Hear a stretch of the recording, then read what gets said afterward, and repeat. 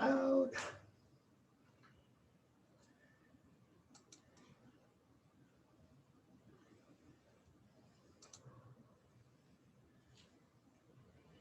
And let's see who's here. Okay.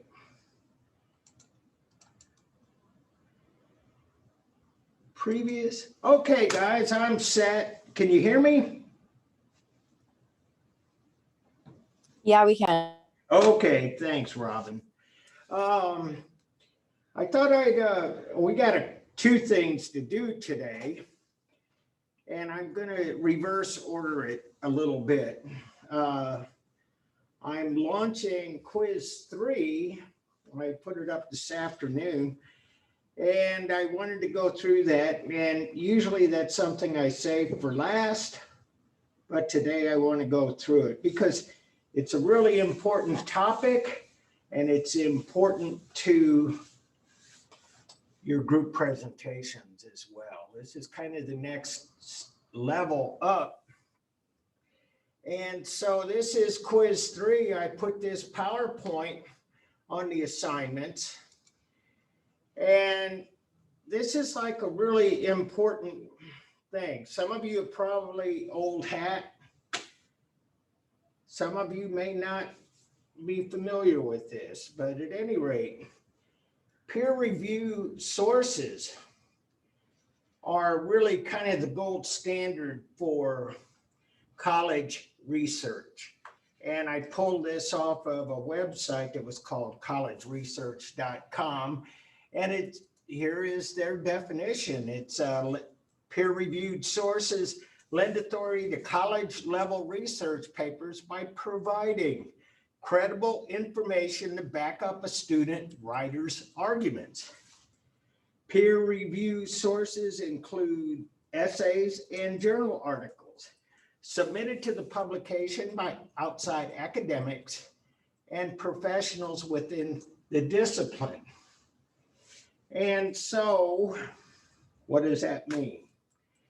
That means that whoever wrote this, whatever it is you're reading, whatever it is you're finding,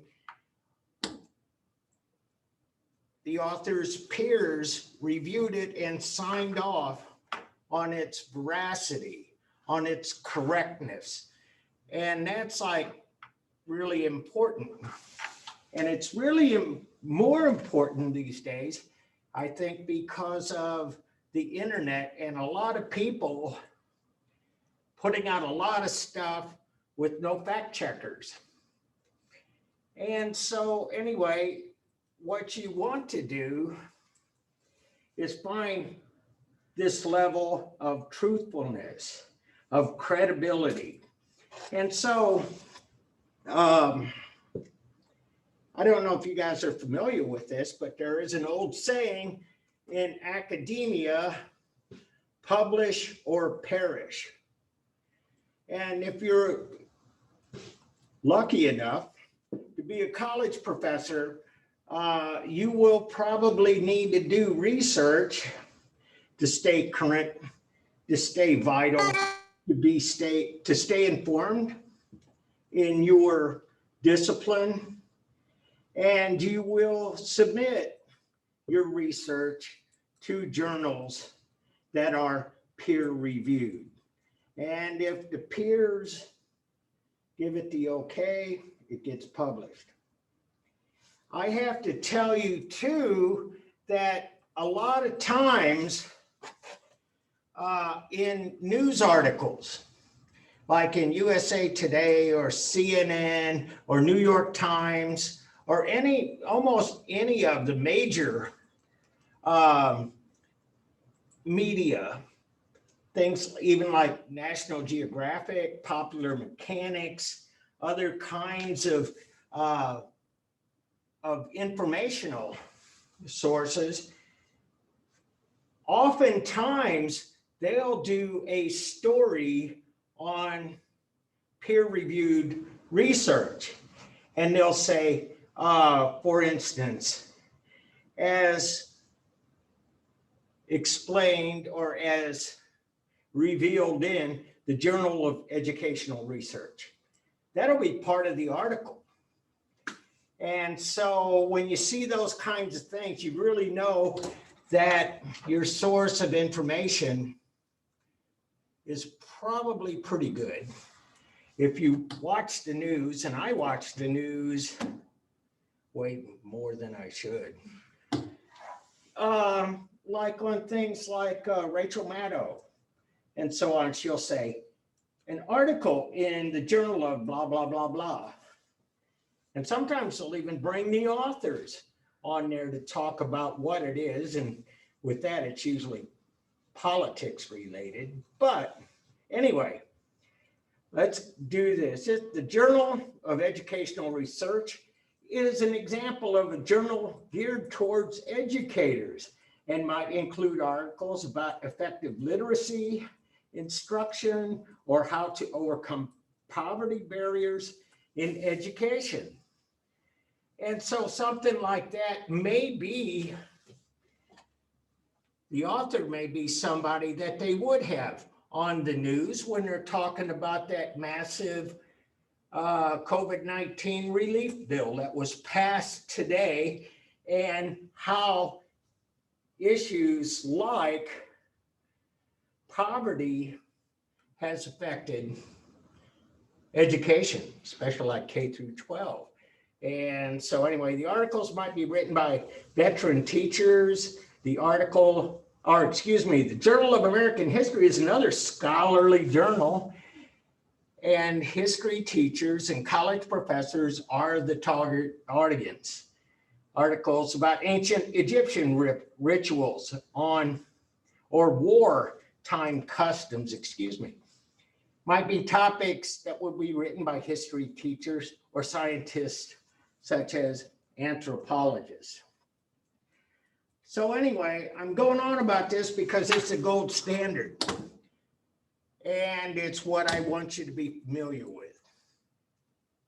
There's another level of veracity, of truthfulness, of authenticity that doesn't really get mentioned very much because it's really hard to access. Does anybody know what's the next highest gold standard level might be? No, that's all right. That's why I'm here, to tell you about this stuff. It's called primary sources. And primary sources are, we talk about the Journal of American History.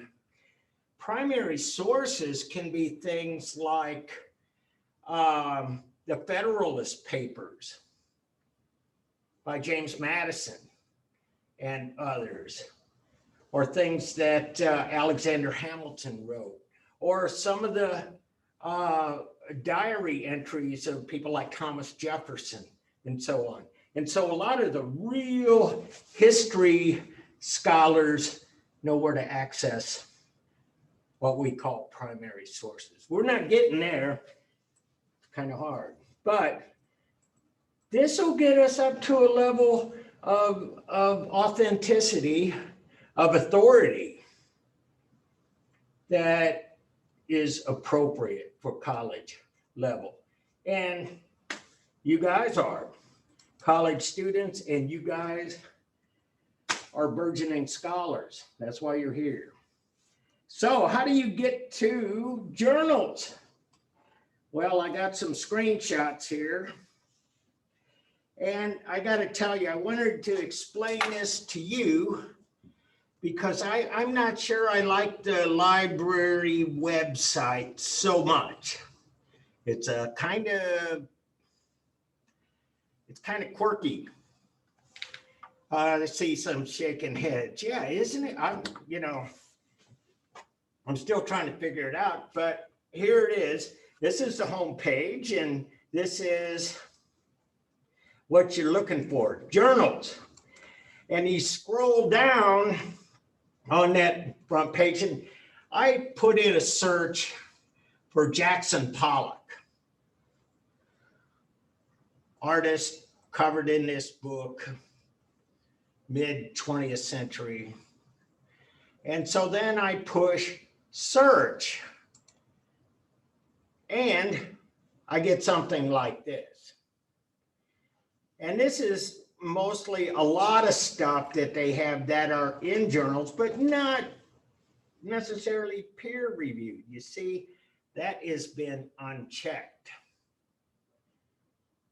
And so to refine your search, I push that, back up. Oh,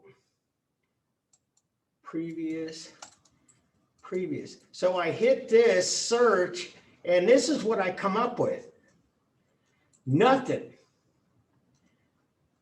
No results were found. This is the quirky part that I was talking about, because that's what I asked for was journals, and then I hit peer reviewed. And so I figured out how to get around this quirk. And so this is what I got. And what I did was click this to say, instead of saying search journals only. And then I research, no pun intended, but I put it here, I put search Jackson Pollock, and voila, I get all kinds of stuff again, but I'm kind of going through the back door if you're following me. I'm not, this is all kinds of stuff. It's movies, different things. And so anyway, by the way, there is a really good Hollywood movie about Jackson Pollock. It's about 20 years old. Anyway, bottom line. So I get to this page and then I click these two because I can, on this page, I can expand my search limiters. And so I put full text and peer reviewed, and I do it this way, and voila, I'm coming up with what I'm looking for. These are all peer reviewed, and you see, they say on the side there, academic journal, academic C. So you kind of got to go a different sort of way than what you might intuitively do. But you can get around it. You just have to back out of your search. And so anyway, there he is. There's Jackson Pollock. And so I got that. And this is, if I can show you this, this is the first result, the first hit, if you will. And so I opened it up and I did a screenshot. And, I could download it, I could print it, I could do HTML, could do all kinds of things, but I just wanted to show you. And this is the first part of the page, and it'll tell you the authors, the sources, psychoanalytic psychology. That is the journal we got this from. And so it's got a lot of other things. The ISSN number, has keywords here. And this is about Jackson Pollock, but it's about an aspect of Jackson Pollock's work. And I'll point you down to this.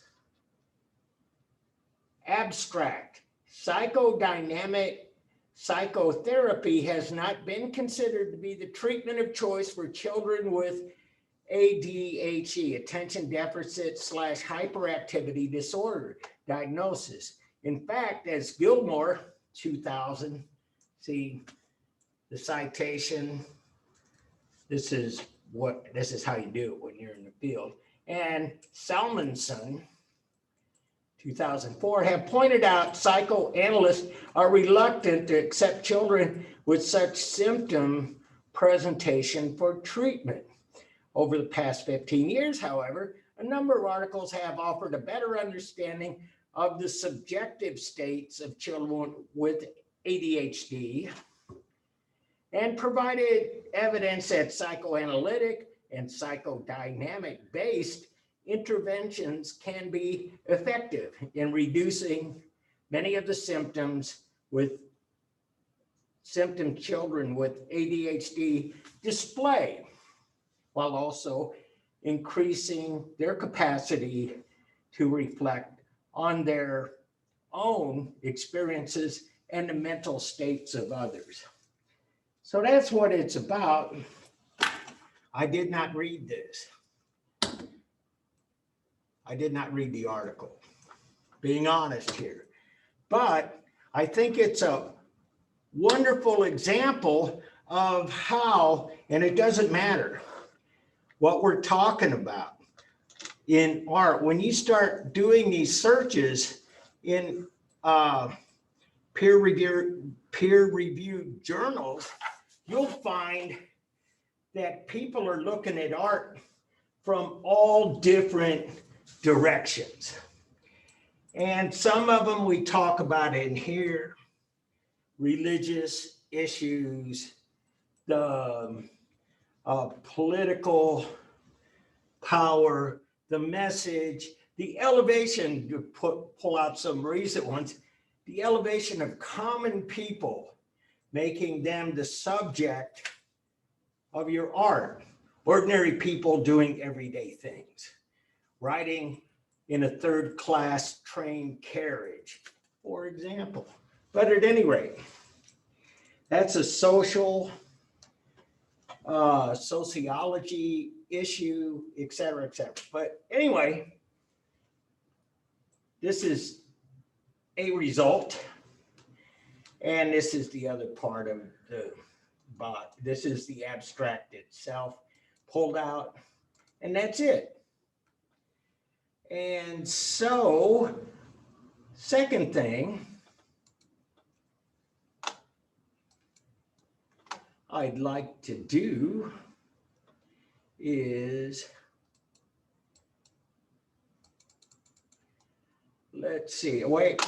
Oh, I knew I'd get messed up.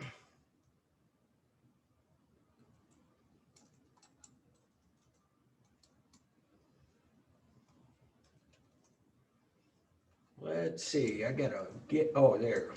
How about that? That'll work. And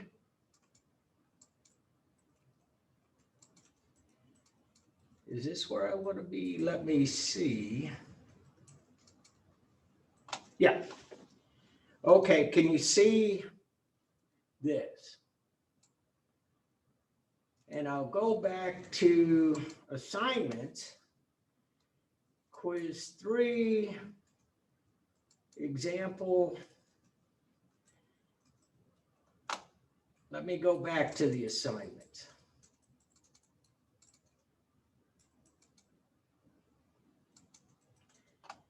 And I got to make sure I'm screen sharing properly. Hang on. I think we're good. Here is the prompt. There is the PowerPoint I put on this. And here is your assignment in a Word doc. Paste the results of your library search of peer-reviewed articles on a single subject germane to this course. And what I mean is something from the textbook, germane to this course. And it can be something as broad as a movement or a period or a single artist or a single artwork. And then you get that list of peer-reviewed articles, and then below that, copy and paste the abstract or description from each article. So that's why I went through all of this stuff in such detail, because I showed you how to get to the list, and I showed you what the abstract looked like, and because I had all of these sites, I went ahead. Oh, I can do that like this. Let me see where my screen share is. And so are you guys seeing this?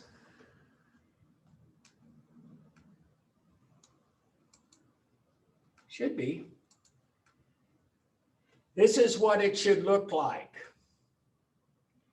And I went to that page that I just showed you on Jackson Pollock, and I just copied the first 5 entries from the search results. And so this is the one we were talking about. And this was the second one, the third one, the fourth one, and the fifth one. And so you see, I have them in order, and these are what you got from academic journals. I want to point out something here too, and that is that on these results, you'll find subjects. Sometimes it says subject, sometimes it says keywords. But here we go. Subjects: United States, humanities, painting, abstract criticism and interpretation, abstract expressionism, criticism and interpretation, genius, analysis, popular culture, United States, abstract painting, criticism and interpretation, analysis, influence, Jackson Pollock. And so anyway, I'm telling you that because when you get that list, when you're using this in your own research, you can look at those keywords or those subjects and see if it is what you're looking for. And if it's not, move on. And so those are the first five search results. And here are the abstracts. And they're not always called abstracts. I read this one to you from that hit. Sometimes they're called descriptions. And so I cut it in half, abstracts / descriptions. And these are the 5 abstracts. And sometimes they're a little more lengthy. This number 3 had no abstract. It just had a description, and this was very short. But that's what I want you to put together. The topic is your choice as long as it's inbound. As long as it's in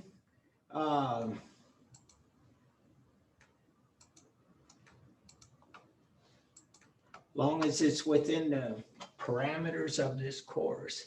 So I think I covered everything, but any questions? Because I probably did forget something.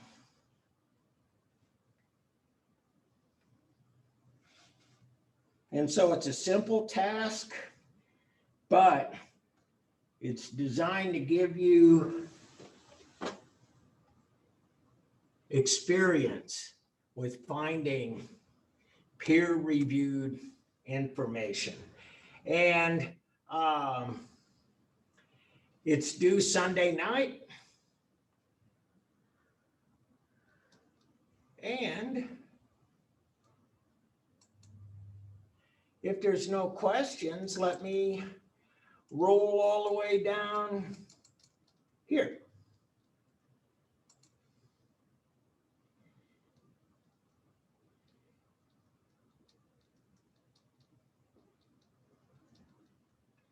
"25, 24, 23. This is a big PowerPoint.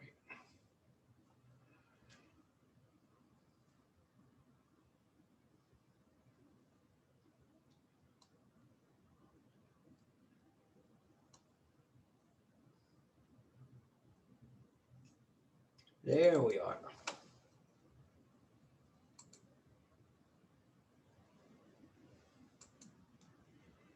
And there we are. And slideshow from the beginning. I'm going to double check that screen share. Let's make it this one. Chapter 28. Impressionism, post-impressionism, symbolism in Europe and America, late 19th century. And so anyway, this is like one of the high points. This is where we really get into what's termed modernism. This is where we see the beginning of modern art. This, by the way, is Rodin. He's a sculptor from this period. This one's not in the book, but some of his other work is. And it's like hugely famous. So famous it ends up in Rhymes with Orange cartoons. I read the paper, so when this stuff comes up, I go ballistic. And so Rodin's model, the God. Anyway, enough with the humor. As you can see, this map of Europe is really very much like the modern map. We're not seeing Holy Roman Empire. We're not seeing papal states. We're not seeing this division of Germany and so on. It's actually what the world still looks like for the most part. And so we start with Impressionism. And one of the chief, how should I say this, inventors, influencers. This is the guy, Edward Manet is the guy who did Olympia and Luncheon on the Grass. And we talked about how he was a realist. And what happens out of this is that the realism starts to drift into Impressionism.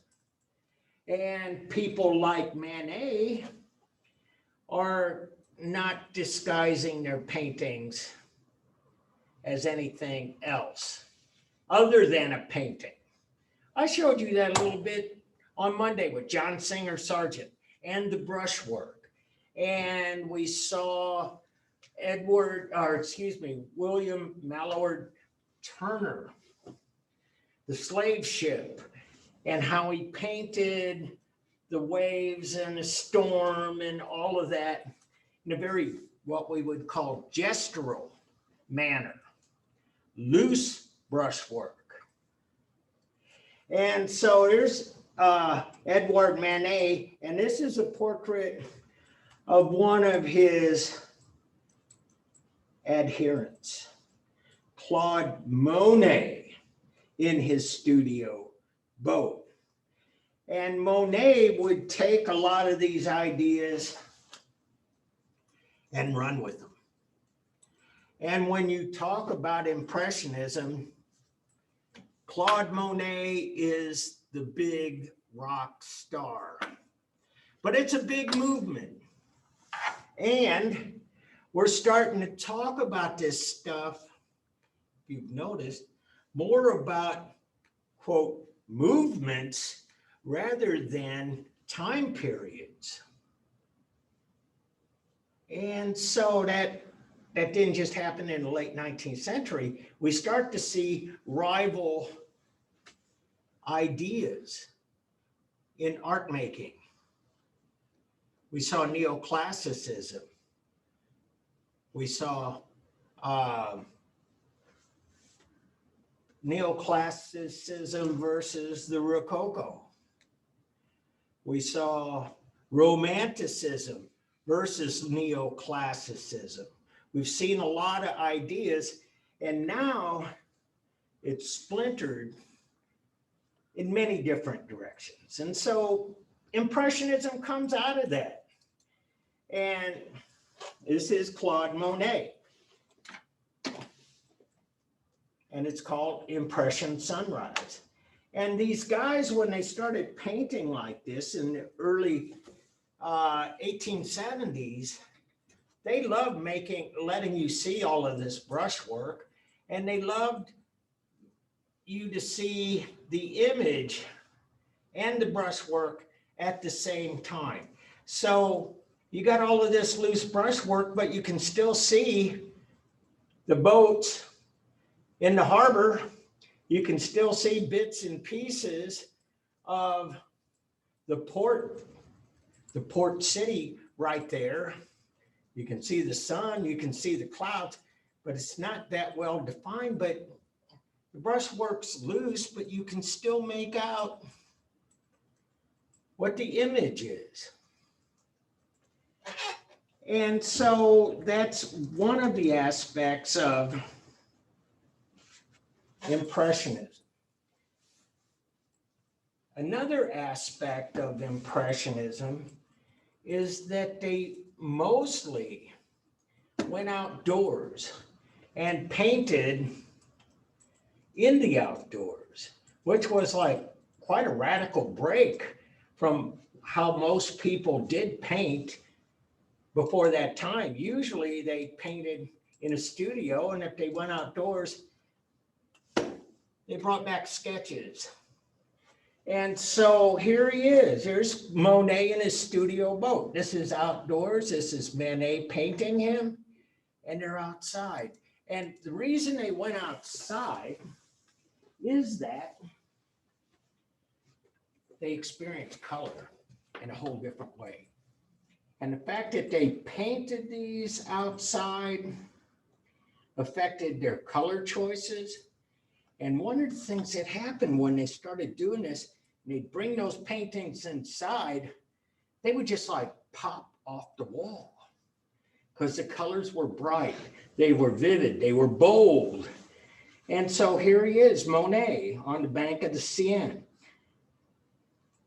And they made all of the other paintings produced in previous eras look dull and dingy and not particularly exciting by contrast. And so there are a lot of theories about why this happened. And there are some people that talk about that in terms of photography was making advances. And so if you wanted an actual perfect representation with all of the detail, you can go get a camera. Second thing is that at the time, there was no such thing as color photography. And so if painting's going to do color, let's rumble. Let's do it. Let's have the. And so that was yet another characteristic of painting. Painting was put on with a brush, and we don't need to disguise that. We're not trying to trick you. And some of that was a reaction to academic painting, because academic painting was so perfected, if you will, so much that the illusions were breathtaking. They built on centuries of experience, beginning in the Renaissance, with making illusions. And they were great.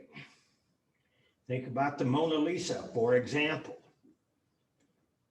This picture that looks like there's a hole in the wall and there's this woman right outside, and you can see in the far distance. Nonsense. We're making paintings that are visibly and unashamedly paintings. And so when you start getting into it, you say, there's a lot of things going on here that I can paint. And they were really interested in light, and they were really interested in atmosphere, and they were really interested in how light changes throughout the day, and how you could take a look at one thing in the morning, and a couple hours later, if you were honest with yourself, you had that kind of memory, you'd see that it looked completely different a couple hours later. So this is Claude Monet, Ruined Cathedral, which we studied about in the first part of this, World Art and Ideas 1, the portal in sun. And so this is what this looks like, bathed in direct sunlight.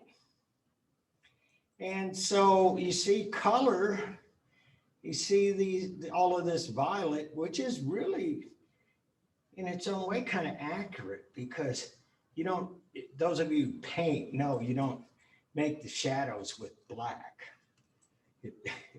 It just is not real. And so anyway, they were experimenting, and they were looking at what colors you were actually seeing. And so I want to do something here.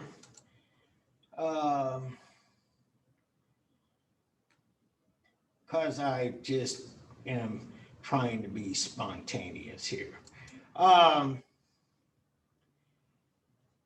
Let me go here and let me get a new tab. M-O-N-E-T. Nope, can't type either.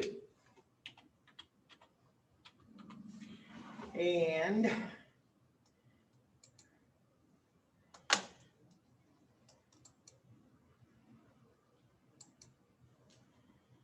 share. And let's see if this will.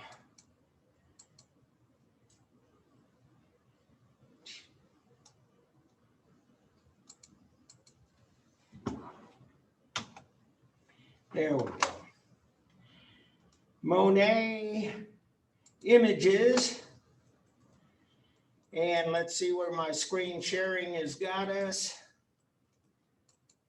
Yeah, good. So,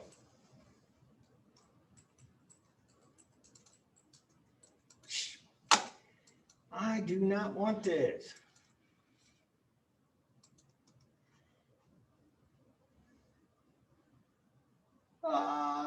Yes. Okay, we're good. I want to show you these images because hopefully I can make this point. And that is Monet and this idea of painting in light. Take a look at some of these images. Monet, and he would do haystacks, for example. And he would do them at this time of day. He'd do them at that time of day. He would do them, can we find some more? There's another. And so anyway, he is the guy who did the water lilies that are really quite so famous. And they're not alike. Here's another haystack painting. And it wasn't really so much about the subjects oftentimes. It was about the way light hit those subjects and the kind of colors you find in nature. And so that's really where we're at. And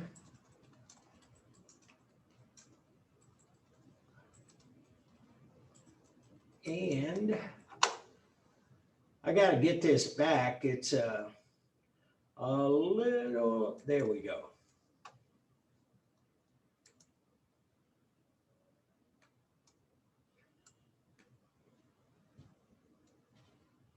And so he is Impressionism. And, oh,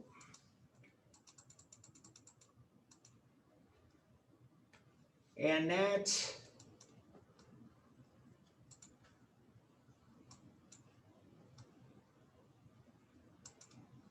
how about sharing this one?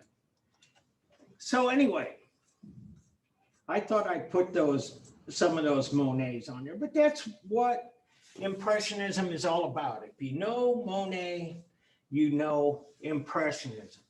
And some of them painted in what you might call a little more tight style. And Gustave Caillebotte. This is at the Art Institute, by the way. But really his painting is about the atmosphere. See, it's a rainy day, how the sky reflects off this wet umbrella and how the light reflects off the cobblestone streets and so on. Camille Pissarro. And he has his own kind of way of painting. Actually, he painted with a lot of short strokes, but it's still about all of the color, and it's about the light, the atmosphere, and so on. Renoir, and I put a star by this one. This is where they really start to ramp it up. They're looking at light, and at this, Dance at the Moulin de la Jalette, excuse me.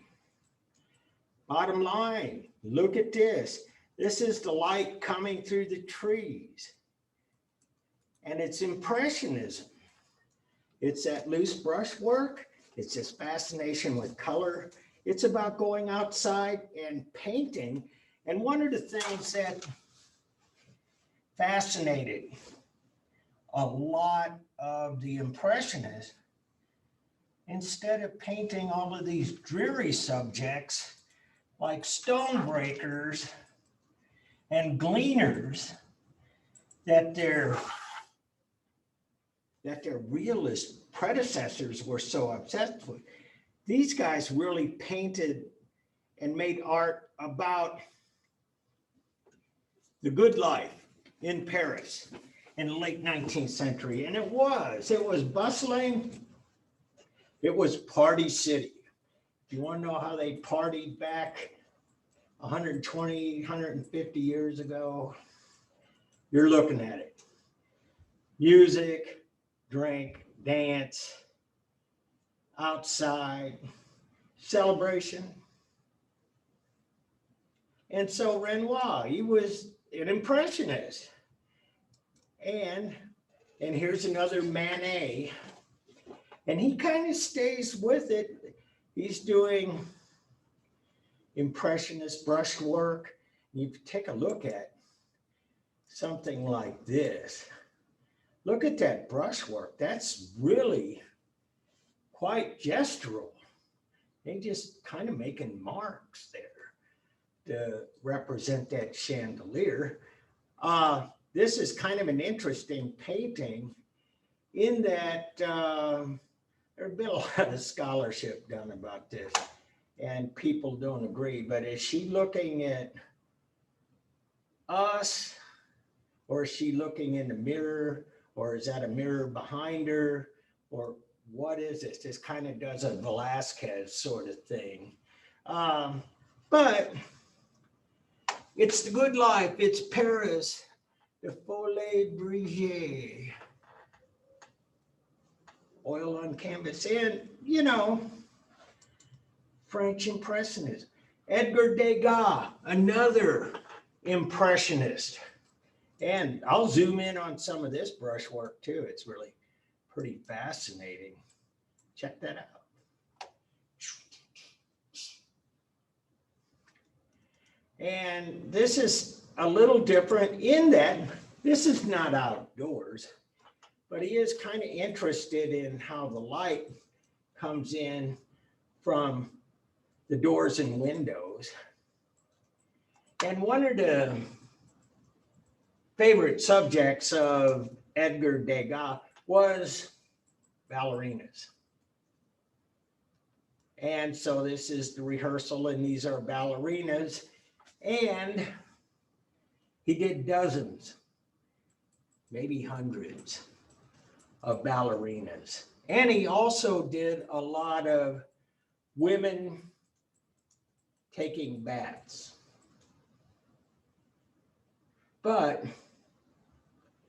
what I want you to see in this painting is really kind of a departure from standard painting compositional values.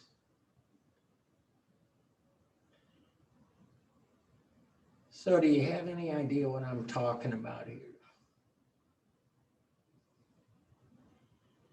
Typically, that means ever since time, when you did paintings, when you did pictures of people, places, and things, basically they were in the center.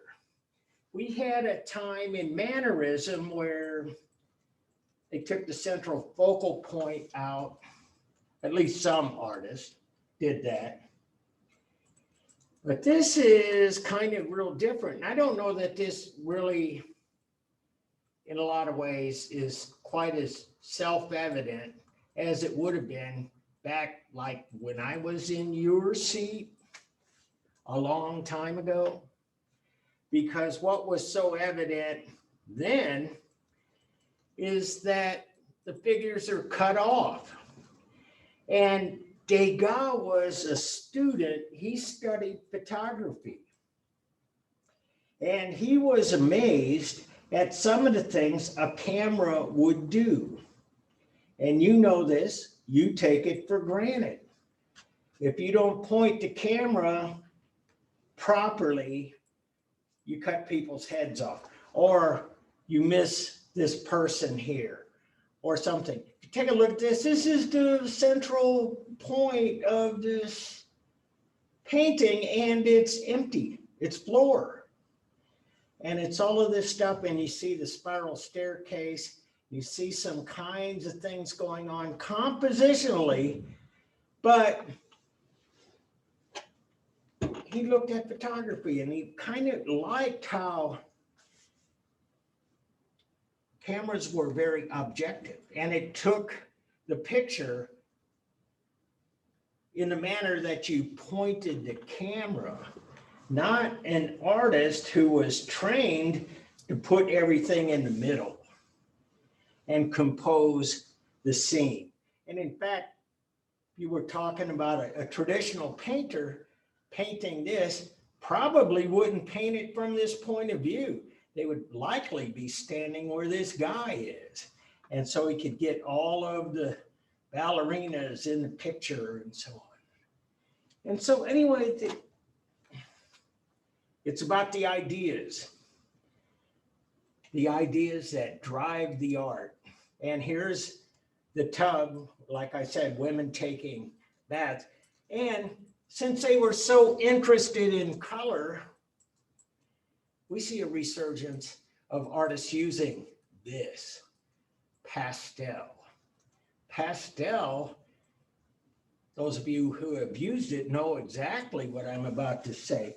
It has very rich color, very brilliant, it's very vibrant. You got to be careful with it, bless you, because if you're not careful with it, this all mixes up and turns brown. You're not using it, planning this out and putting the highlights over the shadow and so on. But bottom line is that you see this mixing of the color. You see this blue, you see this pale yellow, you see a little bit of orange, and it fits right with Impressionism. And one of the things that starts to happen as these artists are developing their Impressionist style, is that people are looking around and say, what makes this work? And what makes a lot of this work is that phenomenon. We call that optical mix of color. And that is that your eye will put these colors together in your mind. So this doesn't look like a woman with a big, somebody spilled flour or sunscreen on her back. You don't see it that way. You see this white here.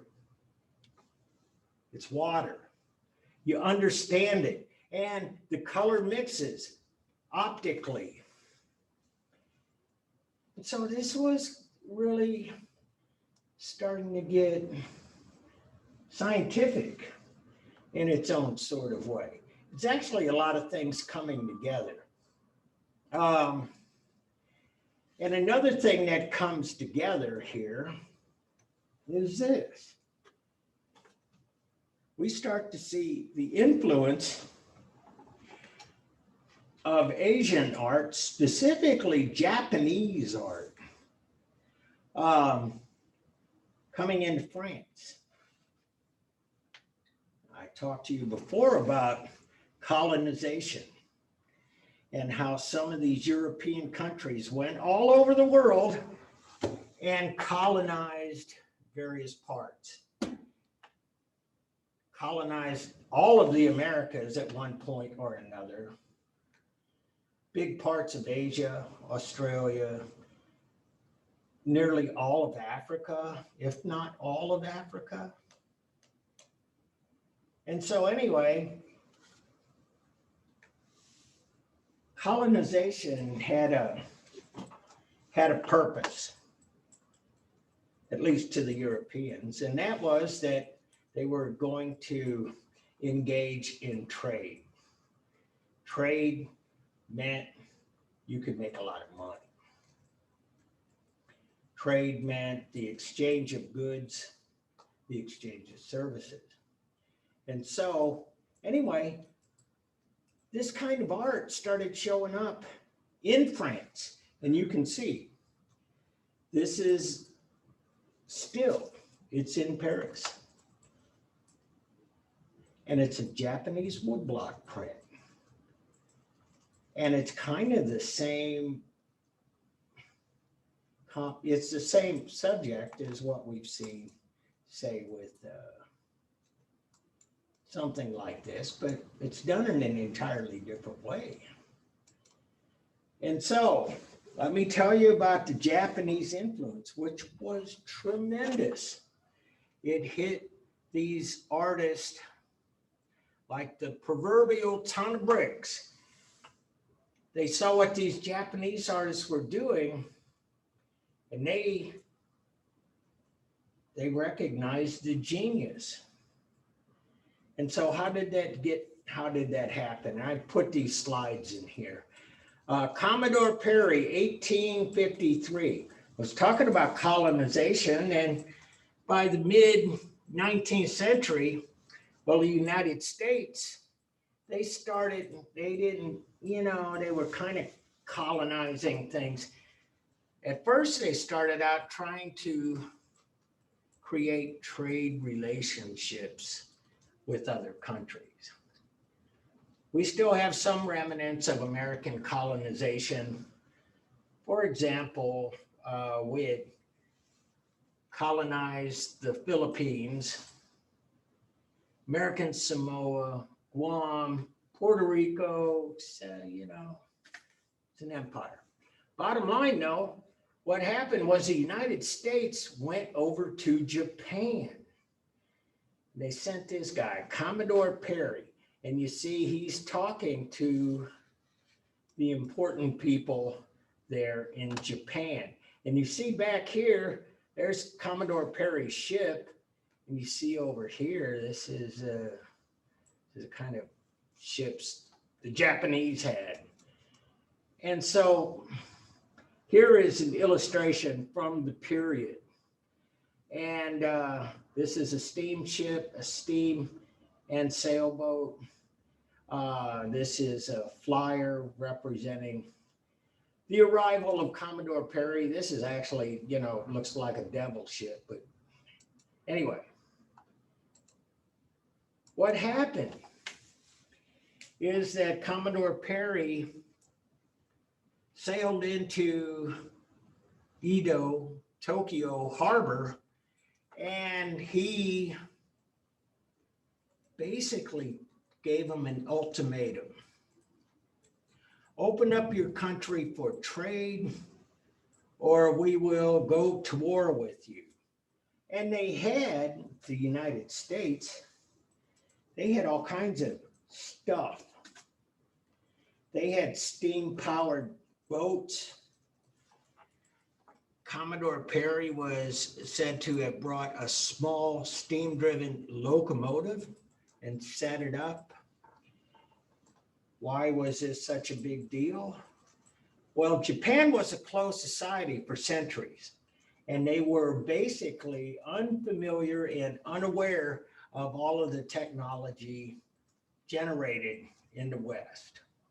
They decided, after Commodore Perry gave him what would be termed gunboat diplomacy, after he, quote, opened up Japan for trade, Japan modernized. But they didn't have the manufacturing, they didn't have the industry, and they didn't have the natural resources to export, to get into this trade with the rest of the world. But one thing they had that was a very valued export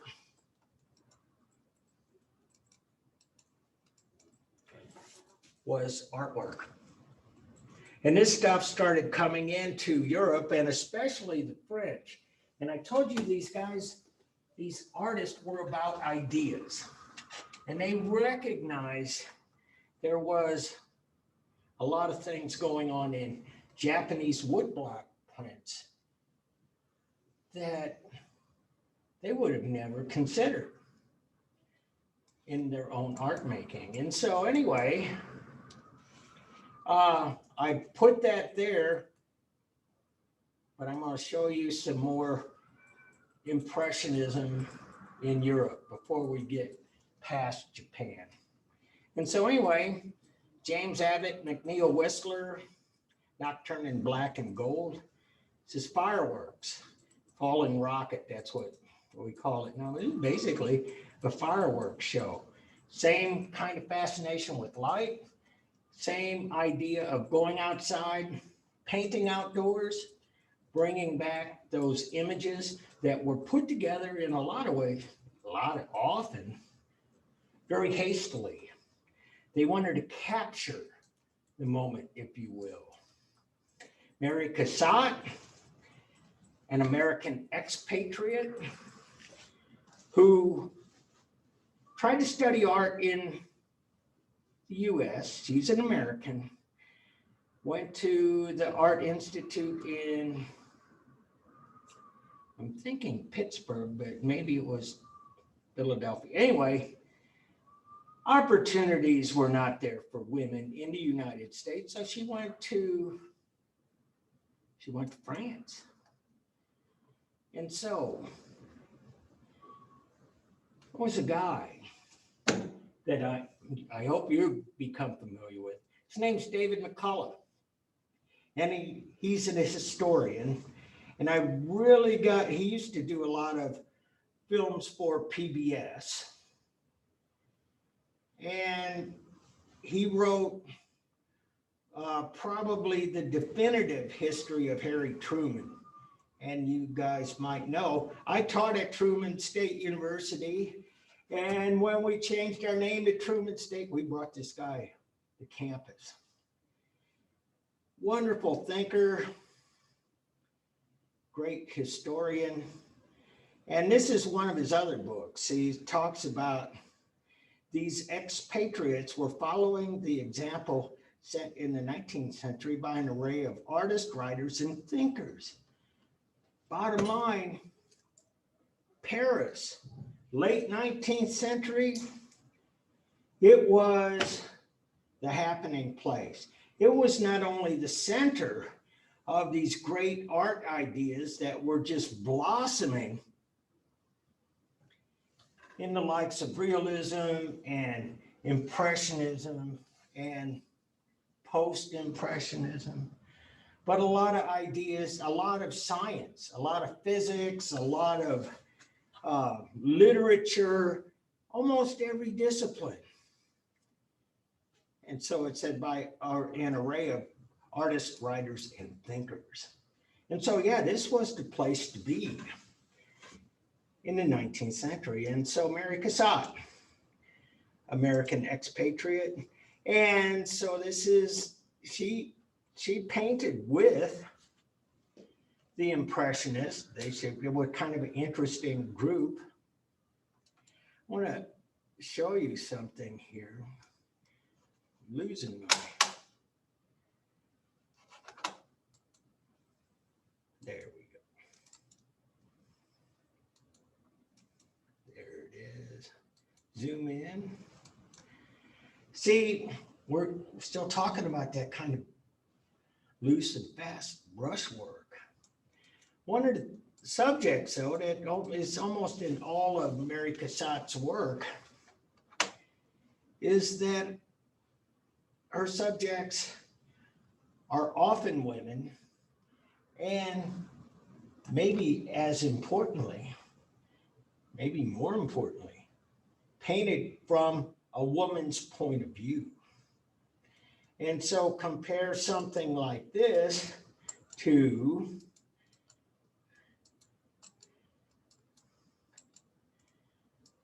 something like this. You see, this is a whole different perspective on the subject matter. And so Mary Cassatt has this really sweet spot in the history of modern art. And Berthe Morisot, another impressionist from France, check this out. She's got it. This is Impressionism. Colors painted outdoors, the brushwork, and like Mary Cassatt, often painted women and painted women in a favorable light, painted them from a woman's point of view. And I talk about that because soon in this course, we'll be talking about gender bias and some other issues. Here's another Berthe Morisot.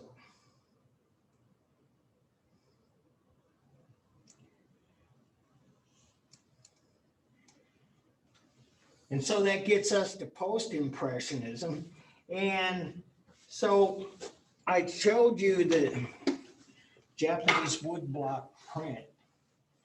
That's going to come into play in post-impressionism. And basically what post-impressionism is, it just means all of these different artists and ideas that come to fore after impressionism. And there's no single style. Artists really start, we're talking about how things were splintered. They really splinter out. And it's such a diverse group of artists, such a diverse group of styles, that we don't really have a better all-encompassing title, name, moniker for these artists. And so it's getting a little late. I want to ask you again, before we go, you guys have any questions about what we talked about today, or quiz 3?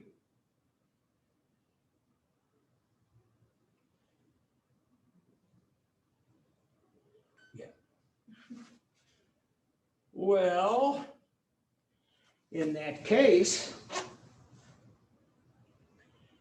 have a good weekend. I'm afraid, at least according to the weather channel, we're supposed to lose all of this bright sunshine spring. It's supposed to be raining probably almost all the time until we come back on Monday. But still have fun, be safe. It might get rid of all the pollen. I know, the pollen, do you get allergies? Oh, yeah. I do too. I've been sneezing, yeah, all day long. I get allergy shots and it helps. Really? Yeah. My mom wanted to get me to do that, but it just never worked out. Oh, I hate shots. well, they always told me that allergies, you'll grow out of them. Mhm. My allergist said it's actually the opposite. Not to, oh, I just rained on your parade. Oh, no, sorry. But that was the case for me. They just never went away. So, guys, have a good weekend and we'll see ya later.